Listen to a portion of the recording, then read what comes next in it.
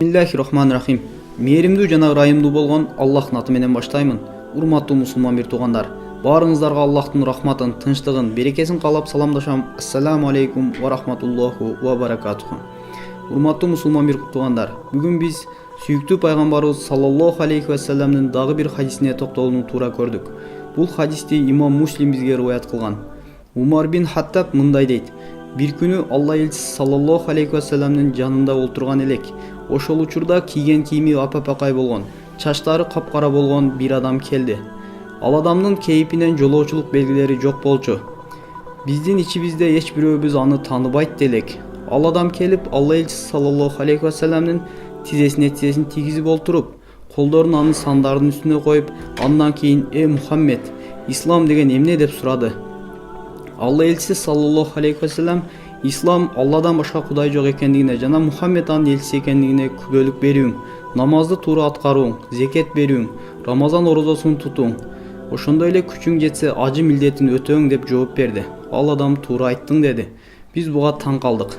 Себеби ал адам Алла элчиси саллаллаху алейхи ва салламдан суроо сурап, жана анын жообун өзү тастыктап коет эле. Андан кийин ыйман деген эмне деп сурады. Алла элчиси саллаллаху алейхи ва саллам ыйман деген Аллага, анын периштелерине, анын китептерине, пайгамбарларына, акырет күнүнө, ошондой эле жазмышка, жакшылык, жамандык Аллахтан экендигине ишенүүң деп жооп берди. Ал адам туура айттың деди. Бул жолу ал адам ихсан тууралуу баяндап берчи деди. Алла элчиси саллаллаху алейхи ва саллам ихсан Алла тааланы көрүп тургандай кулчулук кылууң. Сен аны көрбөй турсаң да ал сени сөзсүз көрүп турат деп жооп берди. Ал адам кыямат жөнүндө айтып берчи деди.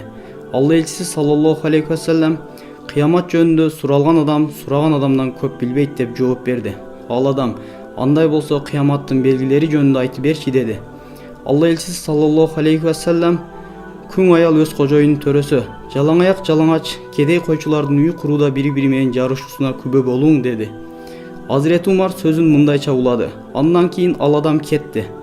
Мен бир самга үн чыкпай туруп калдым.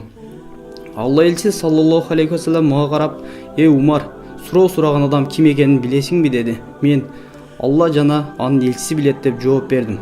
Алла элчиси саллаллаху алейхи ва саллам чындыгында ал келген Жабраил периште болчу.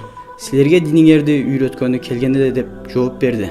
Аллахым баарыбызды угуучу пенделерден кылсын, уккан аят хадистерибизге амал кылууду баарыбызга насип эткен болсун. Ассаламу алейкум ва рахматуллаху ва баракатуху.